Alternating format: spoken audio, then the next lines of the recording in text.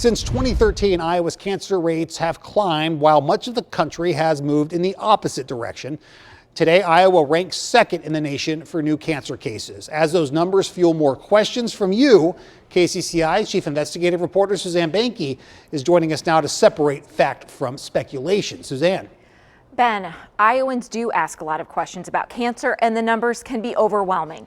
To help cut through some of the confusion and misinformation, KCCI Investigates turned to the state's leading source for cancer data.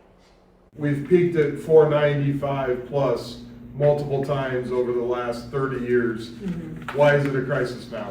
That's one of the questions KCCI Investigates heard at a recent Iowa Environmental Council listening session in Adel. Many Iowans at other events focused on the state's cancer rates have had the same question. I think people are hearing a lot about Iowa's high cancer rates in the news. Mary Charlton directs the Iowa Cancer Registry, which tracks every cancer diagnosis in the state. She says it's important to separate what researchers know from what they're still trying to understand. They're also hearing a lot about environmental risk factors, particularly here in the Des Moines area. People are hearing about things like watering bans and nitrates in the water. Research continues to look at Iowa's top forms of cancer and what's behind them, which is extremely complicated, Charlton says. In August, the report will go to the state from the team that's looking into the key drivers of cancer in Iowa project.